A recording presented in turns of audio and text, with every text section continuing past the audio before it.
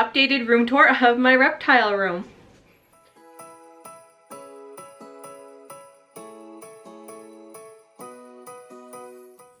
Hi guys, welcome back to my channel. If you're new, welcome. Hi, hello, my name is Zoe. Merry Herpmas. For today's video, we are going to do a room tour of my main reptile room. Of course, I also have my office, which is the second reptile room, and Muppet in the basement. So every time I think I'm going to film a reptile room tour for the office, something else changes. So it's still changing in there. So not quite ready for that, but we'll do a room tour of the reptile room to celebrate Herpmas, because this is the main room anyway, where most of the animals are. And it's been over a year since I last did a reptile room tour, so we might as well do it.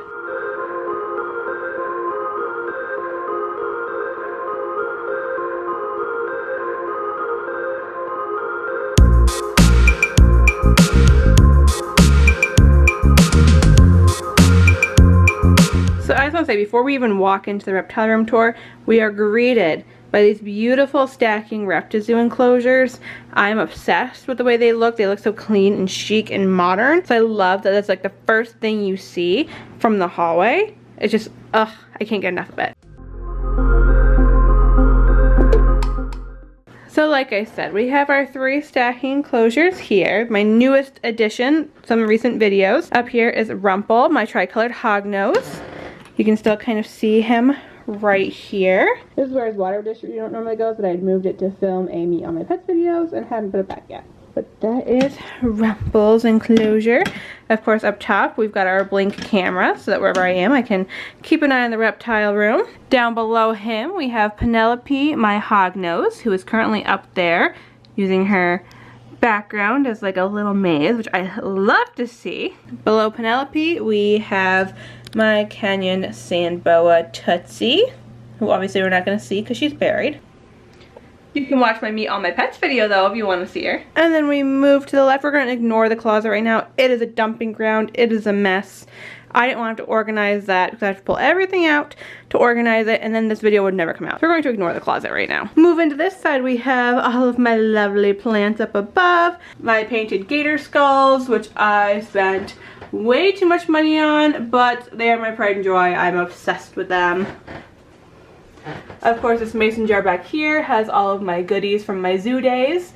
So it's got different feathers, porcupine quills, different sheds, all sorts of good stuff in an elephant painted mason jar. And then we have the very random stack. So down below here we have Cusco, my blue-tongued skink, in his 4x2x2 enclosure that my dad and I built.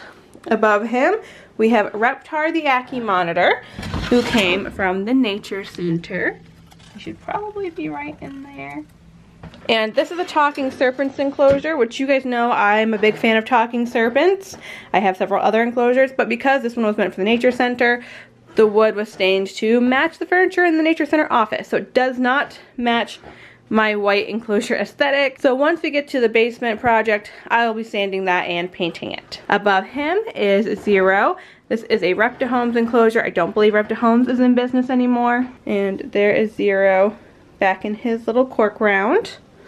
But that is his enclosure. Still one of my absolute favorite enclosures. I actually have another piece of wood like this that goes in here, but it's currently in one of my education displays from when he went to a program. So he'd have something to climb on. And then we move over this way. This is probably the newest change in here besides these. These are the old snake enclosures that these two were in.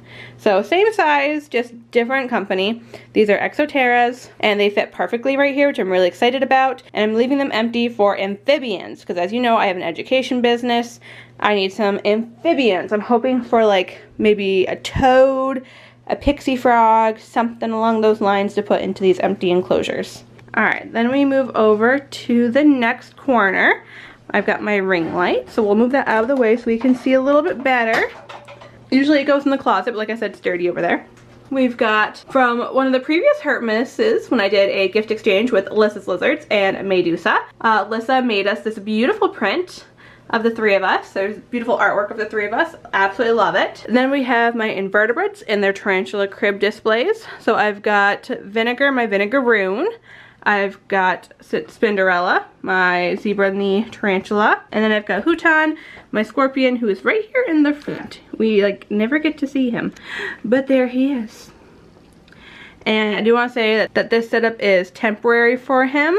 It's just while he grows, and then he's going to go into a bigger setup. Down below the inverts, we have fat-tailed geckos. We have my leopard gecko Queso, who's out and about because she heard my voice. She's very curious whenever she like hears you in the room. And then down here we have Alfredo, my legless lizard. You can see part of him right there. He's currently buried. He was out this morning when I filmed my Meet My Pets, so you'll have to watch that to see him a little bit better. But still one of my favorite enclosures because that background took so much work. I underestimated how much time and work it was going to take, but I'm so happy with it, and he climbs all over. It is fantastic. Also, yes, the vinegar room setup's looking a little dingy. He took his water dish and everything, just remodeled, buried everything, so I need to spruce it up again. But then we move this way, we have Puka, my Chinese water dragon, in her grow tent. And I love that this big vine I got from Michael's looks really nice. So let's say hi to Puka. There she is. Hey, Pooks. Hello. And I'm hoping this whole section right here is going to be changing soon. So stay tuned for that. It's been a long time coming, and I'm hoping relatively soon this will all be changing. And then we move over to the side, and this is another section where things have kind of changed. So my two crested geckos are in different enclosures now. They're in this one and this one. Very temporary, because they'll eventually get something like this. So if you remember correctly, Pip and Potato, my crested geckos, were in 20-gallon long tanks that were converted, and they were both right here.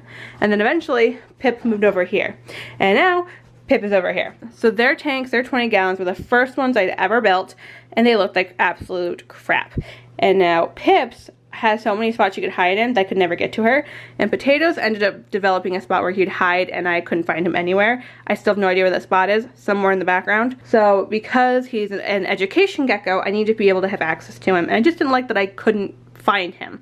So I moved him to this one that I just had sitting in the garage. So this is just one of those PetSmart half circle enclosures. So there's Potato over there in the corner, and then Pip is down here in this big tub with all sorts of sticks and plants and whatnot to climb on, until we get them into something like this, which is Tula's enclosure, my gargoyle gecko. This is the end goal for all my arboreal geckos, which right now are only 3, but I'd like to add more. So this is a 2 by 18 by 36, so 2 foot by 18 inches by 3 feet. So plenty of room to climb, and there is Tula up there. My goal with this was to make it very like foresty, build a tree. So in this back corner I have a huge cork round with branches, and then the branch going across the back. So I just wanted it to look like a big tree in here. And then I added in snake plants, trying to fill the space, some other random like driftwood sticks and whatnot, and then her little food ledge up there. So I love this enclosure, and I can't wait to get 2 more for the other 2 geckos. And this one in particular is an 𝘼𝙀, which I love because it's white, so it matches all my other enclosures. Down below the geckos is Crikey, my jeweled Lacerda, who is right there. This is another 4 by 2 by 2 that my dad and I had built, which reminds me, back over to this side quickly, these are the talking serpent enclosures I was talking about. How I said the Reptiles and a talking serpent that's meant for the nature center. These are my talking serpents, so I had them come in plain wood so I could paint them to match my enclosures that I built. But they're such good quality, they're very sturdy. So I get these when I don't feel like building my own, because he does such a good job, and I like that I can still paint them to match all my other enclosures. So right now I'm skipping the bottom 2 enclosures. You can kind of see a little sneak peek because they're a work in progress, especially Tansy, my bearded dragon. I started filming hers and it's not done yet. So I'm gonna skip over those for now, because I don't want you to see them until they're done.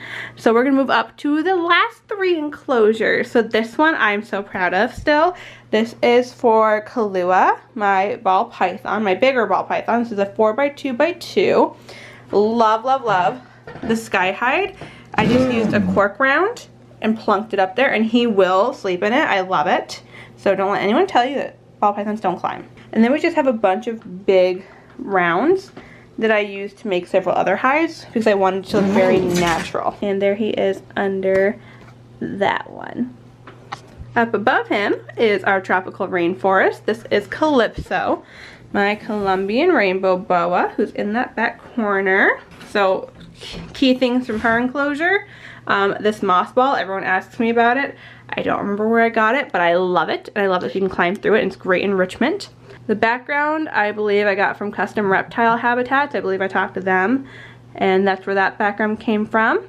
So I like the nice gray stone look. And then I just siliconed on some moss to make it look super rainforesty and tropical. And I still absolutely love how it came out.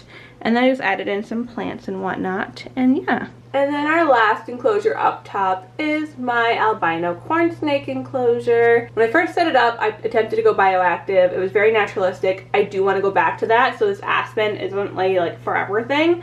It's just these enclosures, this one and this one, were built very poorly by a business that very quickly went out of business. So the substrate lip isn't very tall. But there's Phoenix over there.